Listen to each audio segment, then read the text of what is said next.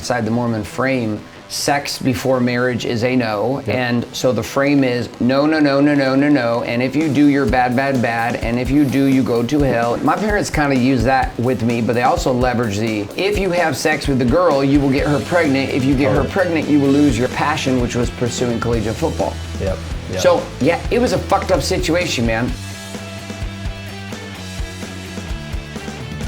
What's going on, everybody? Welcome back to the show. Today, I am super excited to be sitting here in person in Laguna Beach with my man, Garret White. Garrett, what's up, dude? What's up, brother? Thanks for coming on. Thank you. I appreciate having me. Okay, so there's a ton to unpack here today. Yeah.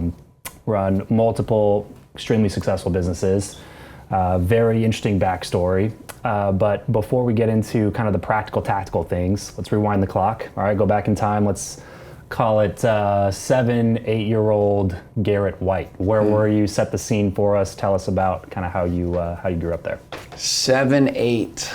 So interesting enough, I had most of my childhood was completely blacked out.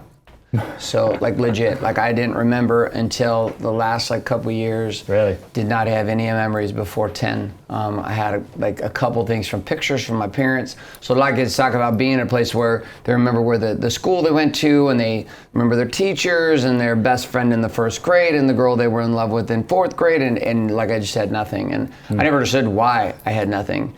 And then in the last like 12 months or so, I've really gone deep into the plant medicine world in searching to unlock some things inside of myself. I just wanted to feel more free and to find more truth. And so a lot of this is going to tie into what you're asking me, but a lot of what I've been experiencing inside of that has been a deep unpacking of my childhood and what was going on for me in my childhood and why I've looked at the world a certain way. And a lot of times I always knew that something occurred, something traumatic. I didn't know what the trauma was about. I always knew that there was something that had gone on that I was not ready to see, know about, consider, or even speak to. So unlike a lot of people, I went through pretty sexual traumatic childhood, like pretty intense, with an uncle that was not desired, it was not wanted, it was not pursued, it was not something I, at any level as a kid wanted. But from about 5 to 8 was being regularly sexually assaulted, raped by my uncle. And this was something that like changed my entire reality for life without even knowing it. It forged disconnection and dysfunction for me sexually. It created confusion with intimacy and connection. It like all these things, but I knew something had happened, but I didn't know what had happened. And no matter what I'd done for years with therapists or coaches or energy workers, anytime we'd get back to about 10, there was nothing. It was just literally like this Fort Knox, this wall. And in the last year and a half, as I started to peel back with plant medicine, I started being able to see past this wall for the first time. Images, situations, scenarios, and at first I was like, this bullshit couldn't possibly be these things. You know, I didn't want it to be true, what I was experiencing and what I was seeing. But as we continued down that path, and I continued to work through that process and continue over this like last year, really unpacking it, and then started putting details and facts together from my mom and from different situations and places, and then getting confirmation from different family members, it was. Which is crazy, because you're like, oh, this, you know, where'd you grow up? What was your situation? We moved a ton. I was raised in Mormonism. My mom was a convert to Mormonism. My dad was a Mormon from the time he was born. They were very, very devout. My mom was like a Catholic Mormon. So there was a box around my world that was very rigid and intense, of a checklist of do these things and God will love you. And then inside of all of that was this event that was going on for 3 years with my uncle, who lived 2 houses down from my house. Is he also Mormon? He was a Mormon guy, yep. So he died of pancreatic cancer at like 60. Okay. Which would have been how long ago? He died probably about 10 years ago. It was about 70 years ago. And it was always a weird situation with him, because like I always at some level had this weird draw to him. Yeah.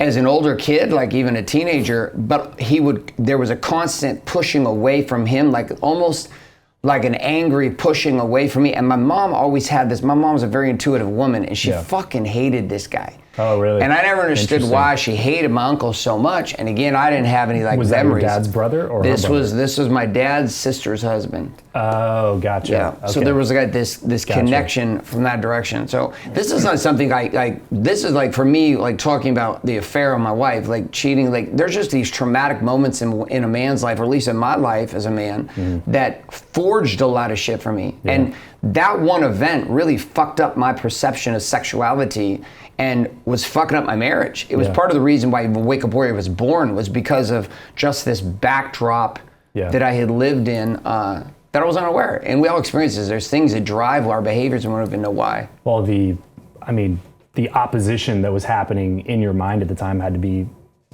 pretty insane coming from, because, religious worlds don't really paint the best picture of sexuality most of the time. No. And then you have that, and then you have this super confusing other piece where this person who's also bought into this other framework that you're learning is violating multiple, rules of that exact framework. Yeah.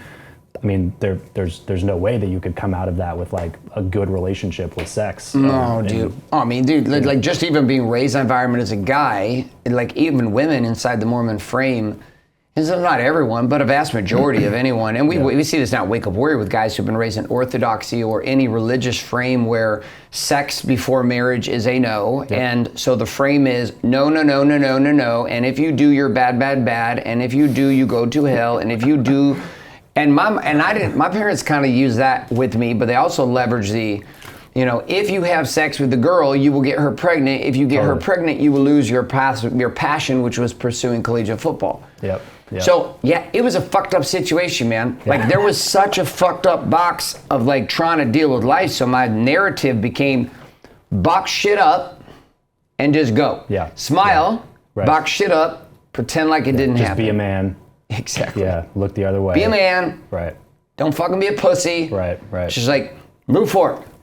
Yeah, dude, I'm kind of giggling to myself as we're talking about this because I grew up extremely fundamentalist in religion as well. Okay. So very familiar with all of the expressions and the tonality and the little stories that were told along the way to make you feel like if I ever touch a woman that all of my dreams will come crashing down in front of me. You know what I mean? Everything. And then try to unwire that after you get married. It's just like this total just clusterfuck of bad advice. Were you unraveling it before you got married or during? So we were virgins when we got married. Okay. And we both grew up in the same kind of fundamentalist Christian circles. Got it. And she's my high school sweetheart. So we started dating when I was 16. We were married at 21. So you guys were together from 16. So this is the one vagina. Yeah. This is the one woman, right. The one passion. That's the case for my wife. Like I'm the only guy she's ever been with. Yep. And it was interesting because we got married, like the same game. Like this was marriage number 2 for me. So I got married when I was really young, marriage number 1. And that was where my son came from. Okay. And then I was married, that lasted about a year, and then we got divorced. We only got married to have sex. Yeah, right. I mean, literally, it was like, I'm like, I want to have sex. Well, we should probably get married because that's what you do in Mormon culture if you want to have sex. Yeah, most marriages happen not because people are in love. They happen because guys and girls are like, dude, I really want to get rid of these garments and just have sex right now. Can we just fuck? Right, let's just do this. Okay, what do we have to do? Get married. Right. So tremendous amount of guilt. It wasn't even until recently. Like I was walking with my daughter this last week. She's 15, almost 16. And her room's right next to ours. And it took my wife and I probably... we've been together 21 years, 4 daughters together. It took us until the last probably 18 months to 2 years for my wife to sexually let go and for me to unwind my dysfunction sexually inside from abuse and also Mormon narrative about sex and marriage and not, etc. And I'm walking with my daughter and she's like, I could totally hear you guys last night. I was like, good. She's like, Mom was like going crazy. I was like, she was. I was like, and do you know how long it took for your mother to get to a place where she could give herself permission to just enjoy the process of having sex and orgasming and releasing and not giving a fuck and yelling and like screaming and speaking her mind and letting herself physically go? And so we're talking about this with my 15-year-old and we're walking and she's like, well, this. And I said, I want this for you too. because she's gone through some rough situations and situations she didn't want to be in. She put herself in a dumb situation and things happened. Yeah. And then she's like trying to unwind a lot of the pain that she had from that experience. Yeah. But I'm telling her, I was like, hey, like I want you to be with a man in a relationship where you can feel like that with mom, but not wait until you're almost 40 to be able to do that. Right. But totally different than the place I was raised. I mean, you kidding me? My mom found out I was thinking about having sex with my girlfriend when I was 15 and fucking shipped me to my grandparents' house. Legit. Literally, I had a girlfriend. She was 18, I was 15, and like we had plans. We were having sex on prom. Fuck this, we're having sex. Yeah. And my mom found out. Literally broke the necklace off my neck with the picture on her and said, "You're going to live with your grandparents." Yeah, sign this pledge. Yeah, exactly. And then here's your promise ring. Right. Don't ever have sex again. I'm like, did anyone ever anticipate how fucked up everybody was going to get from this frame? Principally, I don't think it's a problem. Yeah.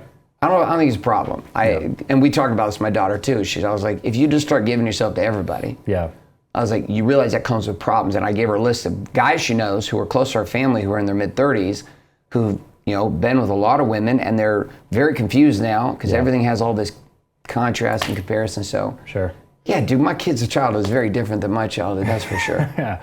Well, it sounds like, I have another show called Figuring It Out, and it's for these exact types of conversations, because I don't think that there's enough grace given to young adults in being able to learn what life is and what it has to offer without the frame, or without at least exclusively the frame that they were raised in, because there's no, I don't know, I assume this was probably the same for you, but there's no safe space when it comes to being completely honest about how you're feeling about something without judgment or questioning the internal beliefs that you've been taught or have been kind of crammed down your throat, for lack of a better term, for years and years, since you can barely walk or remember things. So I don't know, my experience, any Orthodoxy, Muslim, Jew, Christian, or whatever else outside of that, like when you've been raised with this is how it is, this is the only way it is, and this is the truth and how it is, then like you're really having to deconstruct as a man and a woman. But in my world of warrior with our guys, it's like everybody's having to deconstruct this frame that was given to them as a kid, and then figure out, well,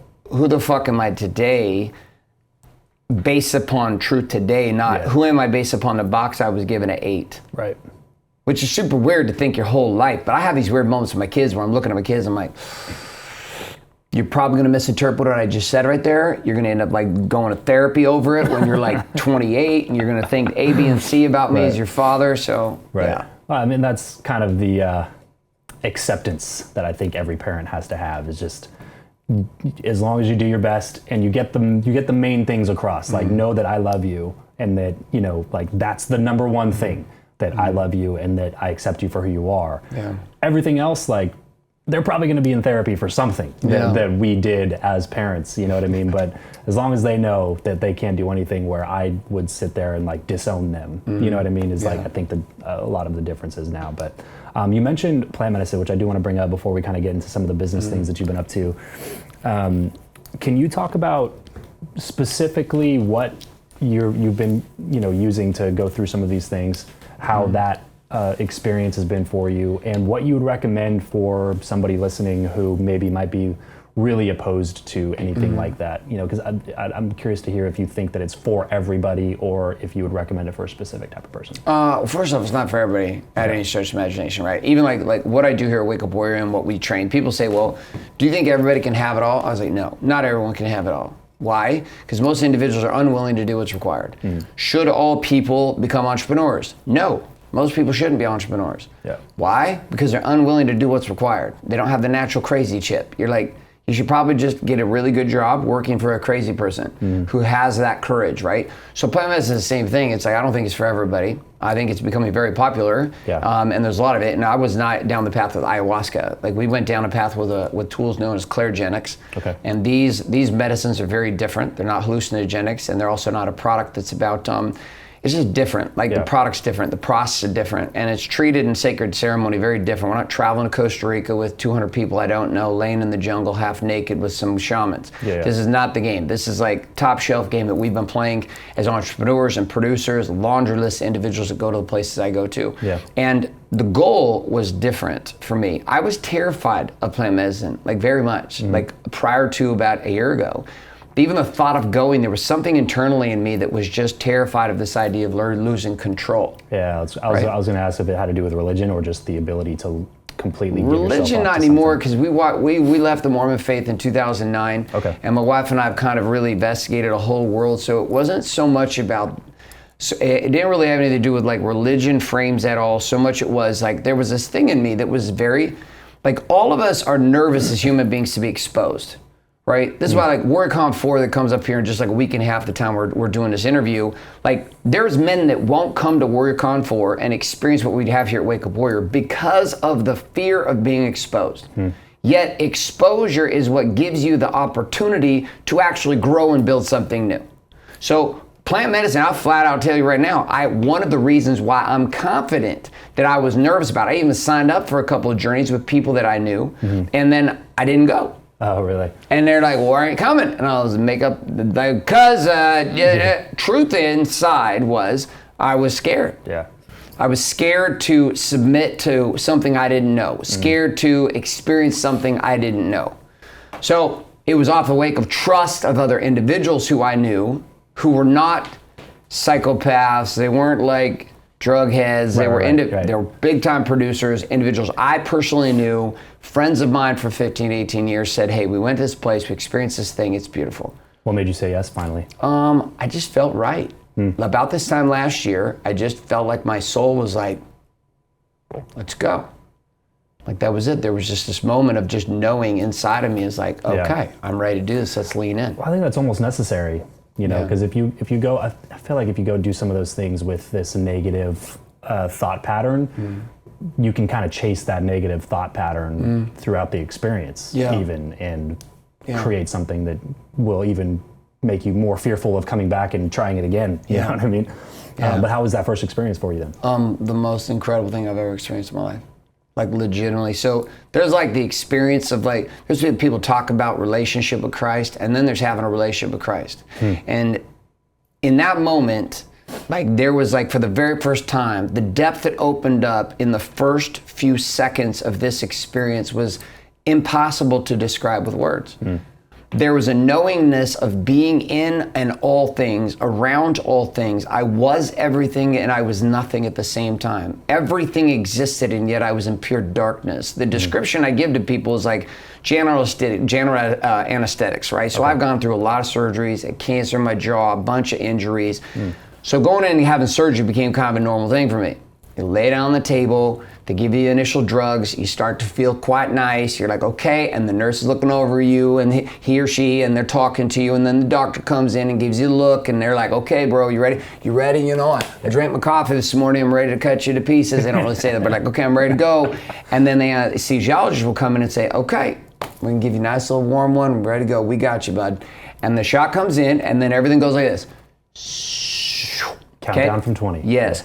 With typical journeys with mushrooms and ayahuasca, the way that a lot of people are using them, it's now this out of control, eyes open, I'm gonna flail and look at the world and I'm gonna lay on the ground and experience God. And yet all these people I talk to, I'm like, what did you actually experience that was practical in nature that translates into this life? You're reaching into heaven to bring it here to earth. So what have you brought to earth? Like, this was my question always. I was like, so what? I don't want to shit myself for 5 hours and throw up for 3 and call this a spiritual experience. I'm like, what happened? And that's how ayahuasca was introduced to me. Like, my friend comes like, oh my God, I did this thing. It was so great. I'm like, okay, what was it? He's like, well, first, I was shitting for like 2 hours. And then I threw up for like an hour. I was like, this is the worst fucking pitch you've ever did. Who wants it? That's like me sticking my fingers up my ass and being like, this smells like shit. You should smell it too. And I was like, no. So I wanted nothing to do with it from that. Like, so coming back to general anesthetics, this was not that. Yeah. And where in general anesthesia, you black out and then they operate on your body. I've had surgery for 9-10 hours in length. I come back, my jaw's wired shut. They pulled it apart, doing all kinds of crazy shit, dude. And then you come back and you're like, oh, fuck. And you're like, oh. Clairgenics is a process of you close in and then everything goes the opposite direction. So the opposite of completely unconscious is completely conscious. And the game goes, and everything opens the opposite direction, like immediately. And the guides and the people that are guiding you through this process is very calculated, it's very strategic. The process is not rushed, it's very sacred, it's very powerful, and you're by yourself. You're hooked up to microphones, and you're recording yourself having a dialogue and conversation with your soul. And this is where I started unpacking like fundamental core issues that had been plaguing me for life. What do you feel it has done for you in a practical sense for like interpersonal relationships, especially in regards to the ones that are closest to you? So I had, the biggest one right out of the gate was I had created a collapsing of three concepts: sex, intimacy, and love. I had created in my mind that these three were the same. So if I felt love or intimacy for you, there was a natural trigger in me about sexuality, which would make me feel weird because I'm like, I don't want to have sex with you. No? But yeah, I'm like, nice looking man, hairy chest, just not really feeling it. Yeah. Like that's not a drive for me. Right. So if I felt intimate with you, which is we were vulnerable or honest with each other, and I felt intimately drawn to you as a human being through intimacy, naturally I would have this trigger to sexuality, which I didn't want. So then I'm like, the fuck is this? So then I would push you away. So I spent most of my life pushing people away, and I really started seeing this happen with my daughters. I have 4 of them. When they were young, I was all over them, tickling the backs, holding them, etc. The minute they became young ladies, about 11, 12, I would push them away. So I'm like, I'm not a fucking pervert. Right. I'm not fucking my uncle. I'm not like doing this shit. Nope, I'm not that fucking guy. So intimacy got confused with sexuality as they became young women, so I would push them away, feeling like I was some kind of predator. I'm like, fuck this. So I'm sitting in my first journey, and God's like walking me through this, like visually placing these 3 things and showing me how I've collapsed them all. This piece changed everything for my marriage. Like it changed it for my relationships with men, it changed my relationships with my kids, with everyone. Because I could see for the first time that you can be intimate and not be fucking. You can have love and intimacy and have it not be sexual. And the thing I was actually looking for my whole life wasn't more orgasms. What I was looking for was love and intimacy beyond sex. But I could never get there because of this. So, you talk to my wife, talk to my kids, talk to all my clients. I came back to my first journey. My parents have gone and done this. Really? My parents are Mormon. Wow. My parents have never drank. My parents don't drink coffee. Nothing. And my parents journeyed on this. They were very nervous about talking about this with my siblings because they didn't know if they're going to be judged for it. It's like, well, what are you doing? Well, we're going to use some drugs that our son told us to go use. And my dad has been set the fuck on fire. My dad's 71 years old, and he has just got a new license on life. And it's been amazing. I heard he's doing Santa Claus work now. He does Santa Claus work, bro. That's awesome. He's the happy Santa. We even got my dad microdosing. Oh, no Oh way. yeah, he's mashing it. My dad's killing life right now. He's like the happiest Santa you've ever seen in your life. What is he microdosing? There's a whole bunch of different things. Okay. There's a specific protocol that we play out, which is every 3 days we change it up. Listen, a lot of people are gonna like try to dance around this. The people introduced me to this, called it a meditation retreat. Because most people don't live in a world. Drug retreat. Well, it's not even that. It's like they can't. People are nervous to even say anything.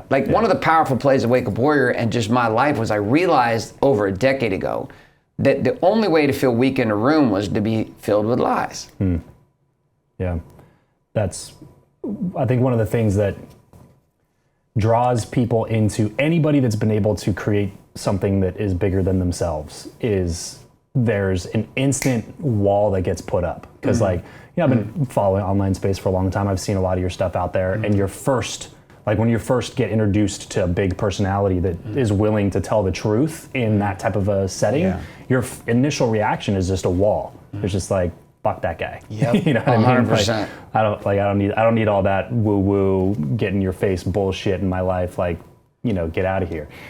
And you start to realize you go behind closed doors with a lot of these people, and it's like there was a reason that there's something there was a catalyst that caused them to be that way, and most of the time it is what makes them human, you know. And that's why I love doing this show is, and you know, when I did my interview with Grant Cardone a few years ago, that was the biggest feedback that we had, was that people were, you know, saying like, this is the first time I saw Grant as like a person, as a human being, because like it was beyond all the bullshit. And we got into drug addiction and family problems, and it's like, oh, it's a human being that struggles and goes through life the same way that I feel about life, but they were able to pick themselves up and head in a certain focused direction that caused a bunch of, you know, good results that positively impact not just themselves, but everybody that stands around them. And I think that's, you know, I think that's the goal of anybody if they would be willing to say it. So I want to kind of direct our focus back into the career side of things. So I was doing a little bit of research and stuff, and so you were in the mortgage space. Is that correct? Prior to or right after the crash, is that right? So I was like led up to it. So I was a PE teacher and a football coach, right? So like my whole passion in life and I was raised in Stockton, and then we moved to Central Washington to a place called Yakima, which is pretty much an apple country place in the middle of Washington State. To Eisenhower High School. My goal in life was play professional football. It's the only thing. I wanted to make money. I wanted to be significant. From the time I was young, the way I got attention was because of sports. So we moved a lot. We went to if you were good at football, like you could immediately have a social group. You had a brotherhood to hang out with. You were cool in school. Even if you weren't cool, you could be cool because you were on the team. You had a purpose to move forward with. So football was my life. Didn't want anything else, pursuing a scholarship. So I go play at Boise State University. End up from that place, I get injured a few times, career becomes what it does, end up playing the arena leagues for a couple years, and it's over. So I'm then sitting there with a degree as a PE teacher, and I'm teaching 8th grade PE, and I'm coaching high school football. And I'm sitting there going, I'm divorced, paying child support, making like $1,400 a month. I'm like, this can't, like this, I have a bullet bike and a cell phone contract, and I live in an apartment with like 5 other guys. Like, I don't know if this teaching thing's gonna I don't know if it's gonna get it done. So I go to my mentor, coach at the time. You were 25? It's like 24, 25, right in there. And I asked him, I was like, he's been a coach forever. I was like, dude, should I just feel like this is like not it. And he's like, get out now. He's like, you're too talented, you have too much skill, you got too much ability, you go do something else. And that's how I ended up in mortgages. Did you look at him, like when you looked at him, did he seem like he had pulled significance from that in his life, or did he seem like he regretted it? No, he loved being a coach, but he also hated having to paint fucking houses in the summer, run underwater basket weaving camps for kids in the summer just to pay his bills. Right.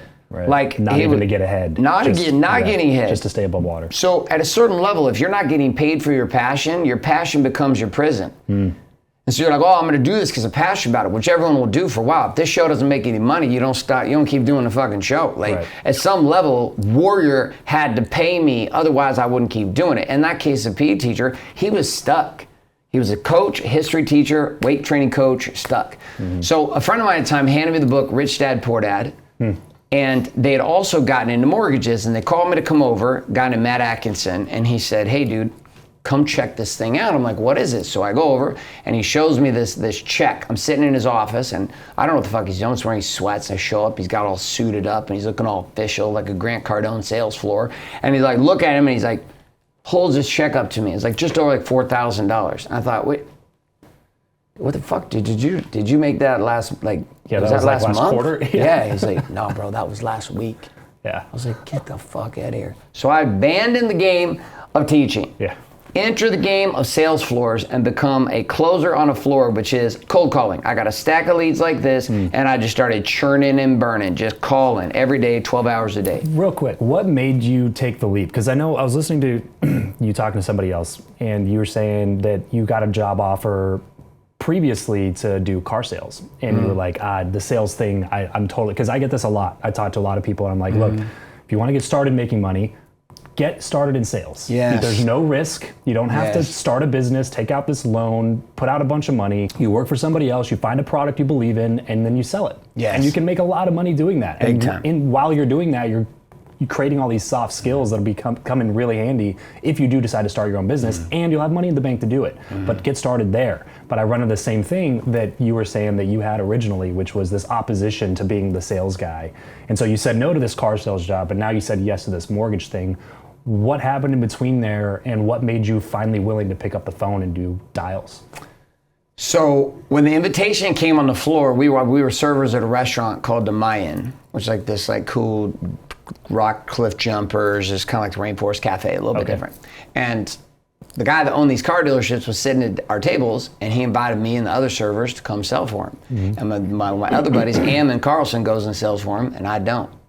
And I'm like, truly, I was scared. Yeah.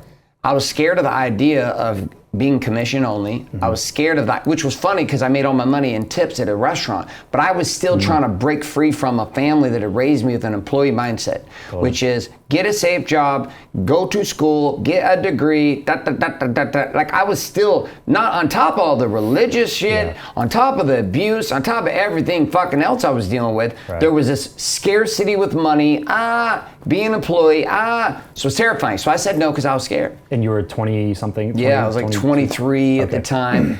So I say no. He goes and sells, and he's working, and he starts having success. So it like kind of plants a seed. I get my degree. My degree's finally done because I was a few quarters short of a degree. I get a degree, and then I go start working. And I'm sitting in this place. I'm like, this fucking sucks. Like this just sucks. Being a server was cool because it was a fuck around. Work at night, work on the weekends, make like a couple $100s in cash and have fun. I didn't have any responsibilities. My wife now, Danielle, when I were dating, and I just started feeling this pressure of like, I got a son from a previous relationship. I got a girl who's really hot, who I really would like to like keep. I'd like to have her be mine. And I'm a loser. Like I got nothing. I got no money. I got no skills. Like the pressure was just right. Like the principle, the student is ready and the teacher will appear. Just conditions were right. And I think a lot of times people hit these positions where the conditions are right and a mentor shows up and extends an invitation, like being on this show right here. There's people watching this show right now. This is your fucking window. Not only should you be at WordCon 4, but going down the warrior path with us is absolutely what you need. But there's this terror factor that will rise up, kind of that fuck you, and that's what happened to me. So the pain was right. The person was right, the situation was right, the invitation was right, and I was like, fuck, what do I gotta lose? So I took a credit card, I had Discover credit card, and I said, and for the next 4 to 5 months, I made no money. Just paying my bills on the credit. Good thing I didn't have very big bills. I was still living with 5 of my friends. So like, didn't have big bills, put it all on the credit card, no money, no money, no money, and every day I'm like, I refuse to be fucking broke. I am so tired of being a poor guy. And I'd read Rich Dad, Poor Dad, so I had an idea that people could be rich. Not playing football. That anybody could. That anybody. Yeah, right. You could do it if you were committed to it. So I went into it. I just went in every day. I wore a suit. I was all stoked. I had my own cubicle. The wall was all fucking tilted. I had a picture up of Danielle sitting right there. I had a picture of my son. And I walked down into the basement because I was a rookie. And so they put me down in the basement, way down in the back corner by myself by the coffee machine.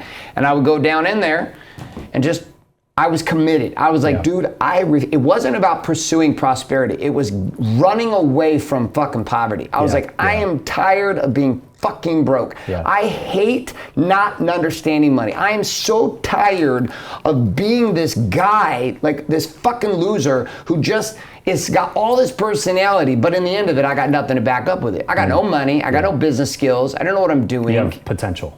And that's it. And that's guys I know today, guys I grew up with. They're now in their mid-40s, still filled with same jerk-off potential and haven't done anything with it.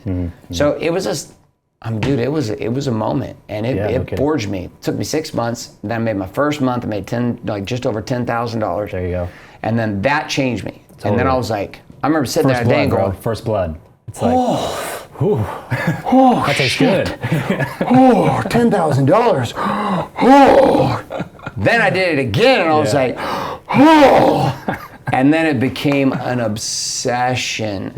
People say I became like addicted to money. I became addicted to the feeling that came with producing wealth.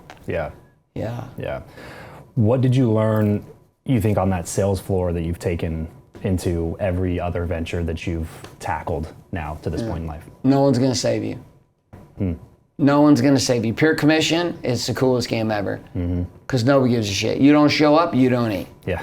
You show up and you don't close, you don't eat. Can't be It's half-assed. the purest shit of all time. It's like no fucking paycheck, no guarantees, no nothing. Yeah. It's like there's nothing. So like sitting in that environment, and there were nights, dude. I mean, I'd be going like 4 days in a row with nothing, and I'm dialing 10 hours a day, just dialing, trying to figure out this back-asswards calculator, HP12C, because we didn't have the software and all this shit back then. I'm trying to do reverse I couldn't even do forward calculations with the calculator. Here I'm trying to fucking do it backwards while talking to somebody on the phone. I'm like, oh my fuck, dude. Yeah. Plus, I don't know anything about money. I don't have a mortgage. I've never bought a house. I don't understand I don't understand money. I don't understand economics. I don't understand mortgages. So there was decision after decision I had to make sitting in that pit, the sales pit. And I'd listen to dudes closing next to me and I wasn't closing. And I'm like, fuck. Yeah, right. Fuck. Fuck. And I would just stay at the office until like 10 at night, down till the last minute I possibly could. And then I would get up the next morning and show up at the office. And I was like, if I just keep showing up and keep doing this and keep asking for feedback and getting better from the mentors and guys who were closing, because my manager was 19. Oh no. 19, and he'd made $650,000 a year before. Oh man. Because this was like what, 2001. Okay, gotcha. Yeah, this is the beginning days. This is a great time to get into mortgages. Oh yeah, bro, it's great. Yeah. Then, so I was to say, fast forward. Oh, that fast forward is 07, 08. I build my first couple mortgage companies, build one, sell it, build another one. We get into financial services, life insurance, financial education. We run the largest cash flow board game nights on the West Coast. 300, 400, 500 people. I've got like 250 to 300 cash flow board games. We're playing board games. We're getting people making money. We're helping to refinance. We're doing investment deals. We're doing all this, but we were not entrepreneurs. We were hustlers. So then 08 hits. That you said something I think really profound there that might have just gone over a lot of people's heads. Can you say that one more time? We were not entrepreneurs. We were hustlers. Yeah, dude, that hits home for me because that was the same way. I'm a door-to-door guy, 100% commission, door-to-door, several years training, managing, just knocking doors, hustling. And then you get into entrepreneurship and you think that you're invincible because of how you did well in this other game. And then you start going like, oh, that's only like one aspect of a business. There's like 7 other things now that I have to learn that I did not expect I was going to have to learn. So what made you realize that you were not an entrepreneur? My business like melted before my eyes. Like during the crash. Yeah, so pressure hits. I wouldn't lose my business now. But then like I was sitting in this place of we were riding so forward on the edge, and like everybody, like there's a whole group of people right now, there are realtors, mortgage brokers watching this show, and you're fucked. Because the only time you knew how to make money was on a rising market with a refi boom where real estate was going up and everything was going up. And now you're going to find out real quickly like we did that you were a hustler and you're not an entrepreneur. And the idea of being able to hustle, it only works so far. Entrepreneurism is a commitment to becoming a kingdom builder. I'm a king building kingdoms, not a soldier or a warrior making sniper shots. Like I can be a warrior and kill, and that's great. Some people are born to do that, and they're born to work for kings. They're born to be under the shield and the protection of the king. And I was not a king at the time. So when the game came in, I had no foundation, no emotional fortitude, no mental idea of how to lead and help everyone get through this fucking time. And so we lost everyone. Let all of our teams go, almost 100 people. I had to let every person go, let my mom go, my brothers go, let everybody go. And then I made the biggest mistake ever. I thought I could just take all my personal money and throw it at the business and it would fix it. And that didn't work. So then I had no money myself. The business is shut down. I have no path. I've never made money doing anything else outside of serving tables. Our lifestyle is now like $25,000 to $40,000 a month, which was not a problem with the fact that we were taking home several $100,000 a month. So people are like, you should live in your means. I'm like, motherfucker, I was living in my means. I don't give a fuck what you're doing. If your money stops, you're no longer in your means. It's like it wasn't about $25,000 when I'm making $250,000 a month. I was like, this was a time of change that I was not prepared for. And what I didn't know was happening was God was about to get my attention in the biggest way. It was like I was going to be brought to my fucking knees, and it was the roots of what would become the Wake Up Warrior movement. this is, you said, 07, 08. So if I'm tracking right, you're 32, 33, somewhere in there, and everything crashes. Yep. Where do you go from there besides deep depression? Barefoot, mala beads, grow my hair out, and I leave the religion I was raised in. Interesting. I cheat on my wife. I become heavily addicted to vodka and alcohol, and I just let go. Like, I got to this place where it was just like I was done. I couldn't fight anymore, and there was this moment of just, like, I knew it. Like, I was sitting in the car talking to one of my mentors, and I'm looking in the mirror, and tears are pouring down my cheeks, and I have no fucking answers. I don't know what to do. I'm terrified. I'm alone. I have nobody to talk to. I have no guys to, like, there was no way. Like, the minute I was being honest with a guy, it would make the guys be weird, and they get fucking, guys, we weren't honest. So then everything was bravado, chests out. There was no real talk. You couldn't be vulnerable about your problems. There was nothing. So I had no one to go to. No one. And when the religion I was raised in, there were no answers. The men I knew, there was no answers. And I was always the guy providing jobs, giving everyone everything. And all the people, I gave hundreds of thousands of dollars to different people just because they needed help. And then, of course, the minute I need help, no one shows the fuck up. That's the thing about being the king, right? Yeah, trying to be the king at the time. Right. So that piece was like this moment where it's like I had a singular episode happening on a treadmill. It was weird. Was running ultra marathons at the time, just kind of running from life, but also like God was using it as a tool to help me build a weapon in a mind and body that would let me endure pain for long periods of time and not stop. And I was trained mentally how to do this. It's how I was able to build the last 10 years of Wake Up Warrior Movement and do what we've done. Because I just have this chip in my brain from ultra running of, I don't care if I fucking hurt. Not getting up is not an option. It doesn't matter how shitty it is. I'm fucking going no matter what. Don't care if it's raining, I'm running. I don't care if it's snowing, I'm running. I don't care if I'm throwing up, I'm running. I don't care, I'm gonna fucking go. And in that pocket was the beginning stages of this one call on my life. I was watching Joel Osteen on a treadmill. He was on TV, big ass TV in a basement of this unfinished house we were renting. And I'm running on this treadmill, and I'm like, just don't even know how I end up watching Joel Osteen. And this message, this question comes in, which is, if I lead you to these stages, will you say what I need you to say? I got nothing at the time. I got no money. I got no business. I got no direction. My wife hates me. I have nothing. I have nothing. I have nothing. I have no one, and I have nothing. And this question comes. And I stop on a treadmill, and I remember standing on both sides, and the treadmill's passing through my legs, and I look at the TV, and I look up at the ceiling, it's unfinished. I'm like, yeah, I'll do that. And the minute that happened, the call began. I had to be brought to my fucking knees. I had to experience prosperity and then be brought to my knees. I had to be led to take a knee to the king. And then from that place, God would begin to formulate this methodology for living called the Warrior's Way. And I started building it in my journals every day. And I started playing it with myself. No one else, just me and these journals. Started putting pieces together, ideas, concepts. Started doing things differently. And people started seeing things changing. And my wife saw me changing. And men around me saw me changing. So much such that by the time 2012 came, at the end of 2012, men started reaching out. Bro, what the fuck are you doing, man? Like, what are you doing? Like, we saw you here, then we saw you here, now we see you here. Like, what are you doing, man? It's just too noticeable. It's like when I journeyed this year with medicine, my parents noticed such a radical difference in my being.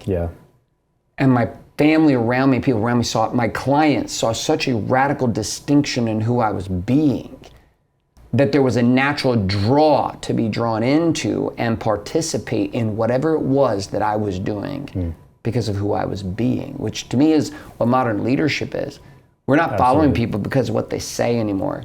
We're not following people because of the shit they think we should do. We follow people today in the one currency that actually matters, the currency of certainty. Certainty is a being. You can't fake it. You can't buy it. You can't purchase it from another person. It can't be borrowed. Certainty is either generated inside of a man or it is not. If you have certainty, you can create in chaos. If you have no certainty, like I did in 2008, you are destroyed in chaos. The chaos is not if it's here. Chaos has hit our society in every angle, in every direction. Yep. Impacts of what's happening with vaccinations are now starting to show their ugly fucking face. Everything that's happening around us, from divorce to everything going on with kids and opiate addictions, and now all the kids fucking killing themselves with these pills right here in my own backyard. 82% divorce rate in Orange County. Human beings, generally speaking, cannot fucking figure out how to live. Yeah. And in that place of uncertainty and in that place of chaos, men particularly are being assaulted and attacked and thrown into a fucking pit. Why? Destroy society. You want to turn people into slaves? Destroy the kings who actually have the power to rise up and build kingdoms that would defend against this fucking darkness. But you can't do this if you have a sedated, castrated king who's hiding in a fucking alley fucking a whore. Yeah. This guy is clueless. He has no idea. He tries to drink it, pop it, smoke it. You can't fucking fake it. That's motivation bullshit. Running on fiery coals will not save you. Jumping out of a helicopter for a weekend will not save you. You'll either learn how to fucking generate it or you won't. And in that place of finding that certainty for myself, once I found the initial piece of it, the taste of this was so potent, it was so profound, that there was nothing, there was no one that I was not willing to sacrifice to continue to maintain it. There was nothing in me, no secrets. There was nothing, because part of the formula was truth. There was a connection directly to God in truth. And when I spoke it, when I felt it, when I knew it, I didn't have to have the money, the success. I didn't have to have any of that to start. I had to have truth. And so this little ember, this fiery ball of truth, sat as my initial weapon. And I'd walk into rooms of men who had way more than me, men who had bigger businesses, who had better situations in life, and they deserved it. They had done it. But I would walk in this thing they didn't even have, which is this: I don't have anything to hide. Yeah. You can't find out anything about me I've not already told the world. And yet, here's the challenge. You have secrets. And a man like me and my certainty is dangerous as fuck around you, because I have nothing to hide, which means there are no questions I will not ask. There are no topics I will not attack. There are no discussions I will avoid. And inside of all of that place, men run and hide from me. And men that run at Wake Up Warrior until they're ready to be free. And then when they're ready to be free, they come to WarriorCon 4. When they're ready to be free, they knock on my fucking door. They come knocking and say, I want to learn this warrior's way. I want to learn how to put my life in this place. I want to know how to generate certainty every single day. If you come from a place of truth, I mean, what can stop that? Yeah. You know what I'm saying? Like I think that's what resonates so well with the people that jump into the warrior programs is the gasp enabling truth, where you're willing to stand up. Told a story where you were invited somewhere, this event or dinner or something, with a bunch of, like you said, high-performing men in the room, and people are going around introducing, and of course everybody's 30-second intros of themselves is all of the highlights from every point of their life. And then you get up and say basically like, I'm broke, I don't have anything, I cheated on my wife, I'm unhappy. And that one thing causes everybody else in the room to just go, I was actually with the 90% guys. of them. They will not do that. I was with the guys that ran that event.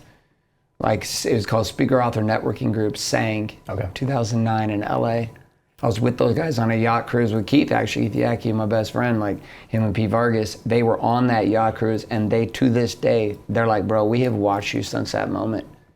Like, that day, the potency of what you were sharing was so intense, no one in the room knew what to do with it. He's out, and it's amazing to watch what you've been able to do since 2009 to 2022.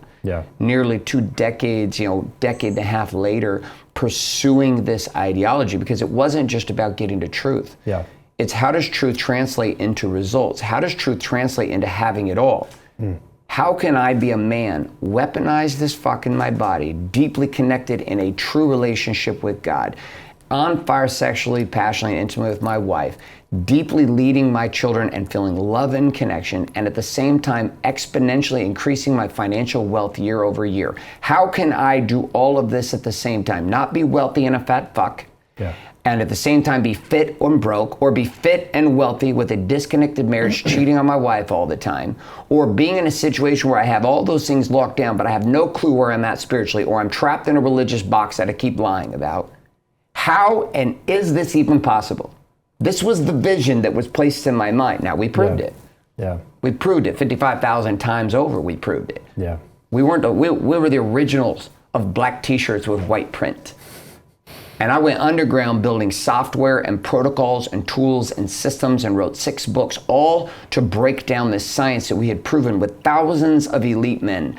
How do you take a man from wherever he is as a man, weaponize him as a warrior, activate him as a king, and ultimately establish him as a free man to lead? Fuck the government, fuck everybody. How do you get a guy to that place to lead?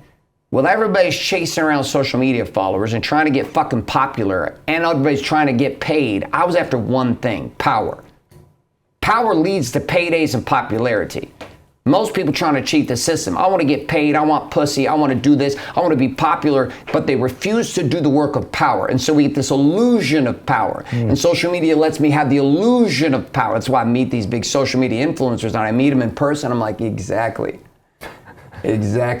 You better hope that 22 million follower game you got going on will fucking protect you. Because my little 63,000 followers on Instagram, I don't give a fuck. Because your followers don't mean shit right now to me, because right now you got to front me as a man, and none of those people can defend you. You have to front. I'm not talking about fighting. I'm talking about confronting the hard emotional reality of where you are as a man. And most men are liars. Most men are hiding. And it's not because we want to. It's just we don't even know how to stop. Society tells us to. Even amidst all the authenticity, it's become inauthentic. I'm so spiritual. The minute you have to tell me how fucking spiritual you are, you're not spiritual. I just get a little fired up about this. No, I love it, man. That's awesome. That's why we have these conversations. Okay, so I've run 800 episodes of my show all about relationships and purposefully auditing the people in your life that you allow the most of your time to go to. You seem to constantly, since I've become aware of your brand and who you are and what you do, you seem to constantly surround yourself with people that not only enable you to be who you are, but encourage you to be more of who you are. Can you talk about what practices or what ideas you've had around the relationships that you've allowed into your life? Well, first I will tell you, I've never had a best friend until the last 4 years, which was super weird for me, right? I found that most guys I led do not really have a group of guys that can lean on. And you've got a version of guy you can lean on, which is your college buddies that you drink and hoard yourself out with. And then you're like, you're now in your 40s and you got 4 kids. And unfortunately, all the cool shit at 22 is not cool anymore at 46. You're like, oh yeah, no, dude, you're an asshole. That's it. Like, that's it. You go to the fucking bar every weekend, you get drunk all weekend, you're a fucking asshole. You don't do anything productive. You're not contributing to society.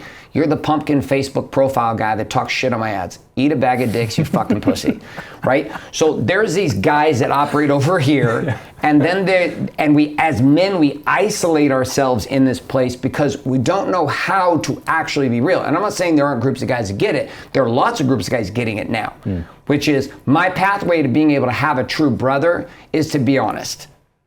But that means I have to take a risk. So for me, I just was very public about it, and I had a one-directional relationship, which is I had all my students, and then I said no to everyone else. That was my path for like 10 years. No to the podcast, no to the events, no, I will not speak at your event, no, I will not be on your podcast, no, I will not do any of that shit. Why? Because I got to build a movement. I got no time to fuck around over here. That's why I learned advertising and sales funnels. People are like, well, why don't you network and be part of it? It's like, fuck networking, fuck them all. I'm just going to do what I do. Right here, I'm going to control the ads, I'm going to control the system, I'm going to build the movement, I'm going to build the movement. Now, the last couple of years, it started shifting, which is I had it all. I had it all. $22 million house on the beach, beautiful wife, amazing family. My son was back in my relationship. I'm fit as fuck. I've got tons of money. My businesses are working. My game is on fire, but I'm still not free.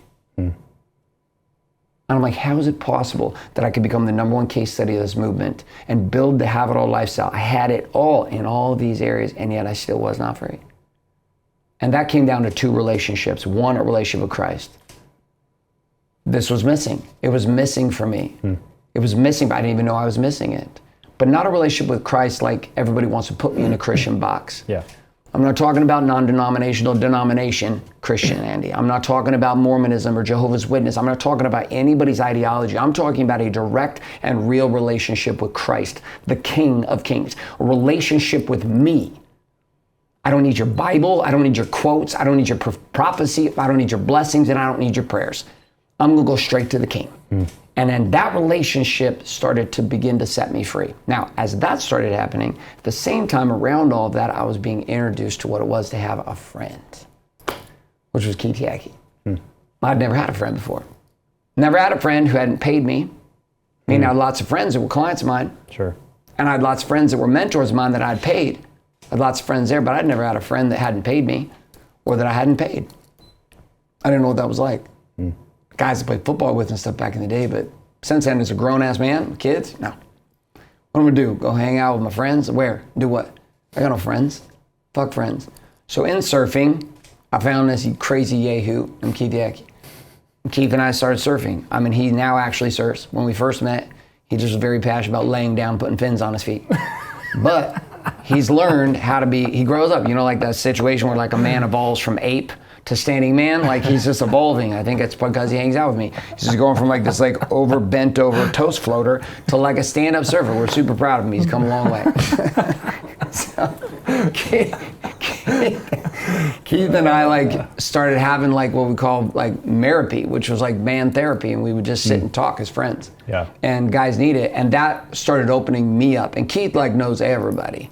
Me, I just tell everybody to fuck off. It's like, I don't give a fuck. I don't go to that yacht party. I'm not coming to that party. Don't give a shit. Who's gonna, I don't give a fuck. They came to us, wanted to do a big party at our house for all these celebrities, and they're like listing it all out. We're gonna bring in the Ferraris and Lamborghinis and the watch people from Breitling and da-da-da-da, and you'll get this person. And I looked at him and I was like, I don't fucking care, dude. Like, I don't give a fuck about any of these movie people. Fuck them all. No, they can't have a party at my house. No, I don't care. I don't care about any of them. They're so awesome, have a party at their house. And I'm not even going to go to a party at their house. Like, I'm not going to your party, and I'm not inviting you to my house for a party. Like, I don't do that shit. I don't give a fuck. I got 5 kids, a wife, and a life that I got to live. I don't have time to go fuck around. But I was missing out on the joy of having friendship and brotherhood that way. And I watched my guys in Warrior for the last 10 years have that experience. They come to Wake Up Warrior, they would learn the Warrior's way, and they'd bond. They'd become best men in each other's weddings. They'd go on trips with each other's families, and they were best friends. And so a lot of me was like very much like coveting that relationship. So Keith was probably the entry point to me being open to the idea of really being able to lock arms with a lot of different individuals, groups, processing. Dude, this interview's happening because of Keith. So like, he's like kind of opened this up for me. And up to that point, the only people I'd surround myself were people who were builders and growing. And I typically paid them. I would either go hire them. I said, that guy has what I want. I'm gonna pay you. How much does it cost to play with you? 100,000, 200,000, 500,000, what is it? 20,000, 10,000, what is it? How do I get in your world? How do I buy my way in? So I bought my way into people's worlds. Then I had people who would buy their way into my world, and that was the foundation of our relationship. So Keith was the first relationship where there was no buying going. Which is super different for me. So now I don't have time for people who don't do shit. Like, I can't handle being around. Family, doesn't matter. If you're in my, like, family members, like extended family, tons of victims. I spend no time. I spend 1 day a year, and I will breathe deep and possibly be high the whole day. Just to let everyone know I'm here and I'm getting the fuck out. Because I just don't have any patience in my life today for people who are uncommitted to themselves. I'll give you a permission slip, but like trying to decide who those people are. That's why being around Grant Cardone in the last like couple months has been deeply inspiring. because he's not, like, he has a marketing persona like I do too. And most people don't realize that we as human beings have an entire 64-pack Crayola crayons of differing versions of ourselves that show up in different environments, and being all of those is part of the purpose of this life, is to figure out all the colors that you actually are and to draw with all of those colors. Stop fucking coloring with the 3 fat fucking crayons from the elementary school. Well, I got a red, a yellow, a green, and a blue, and here we go. I can draw with 4 fucking crayons that are really big. No, dude. Yeah. You got like 64 to 124 colors. Why don't you go investigate all of them? So now I'm looking around at people in a different place. Like, I really resonate with entrepreneurs. I deeply resonate with men who are pushing, and I deeply resonate with men who are choosing to be entrepreneurs, choosing to be married, and choosing to have kids. Like, choosing to do those 3, and then choosing to have a relationship with God. Like, those 4 things. So as I was able to submit to and have a relationship with Christ for myself, my way, not anybody else's way. Pastor tried to tell me, well, this is, shut the fuck up. I'm not asking for your permission. Yeah. Before the Bible was Christ, before the Bible was God. Don't quote me another fucking scripture. I swear to God, I'll knock you the fuck out with your Bible. I don't want to hear from your bullshit. Shut your fucking mouth. And then there's my world of being in relationship with this power. That's what I was after. And the men that are inspired by Wake Up Warrior, it's not that we don't have a relationship with pastors. It's not that we don't have a relationship with people like this. Sure. It's not that we don't have a lot of associations. Yeah. It's that whoever's in the circle, and the most important is the connection to God. Because once that piece for me was locked in, there was freedom. And I'd been pursuing that freedom for a long time, but it now had a name and it had a frame that worked for me. And people say, well, do I have to believe in Christ to experience the power of what warrior is? No. That's because you don't believe in something. When you practice the principles, you get the result, the end. Yeah. There's a reason that 55,000 people have gone through your programs. You know what I'm saying? Like, it's not just because you're a good marketer. There's a lot of good marketers out there who don't get 55,000 people coming through the programs. It's because what you're doing right now is extremely relevant and extremely needed. Same with, I know that you're close with Sean Whalen and guys like that, where this brand of, like, telling people that, hey, it's okay to be a man still, and not only is it okay, but it's actually more needed now than ever. And so I'm a big fan of what you guys are doing here with Warrior Men. I'm stoked to have you come on the show. Garrett, thanks so much for coming on, man. This was a lot of fun. Appreciate it. Thank you.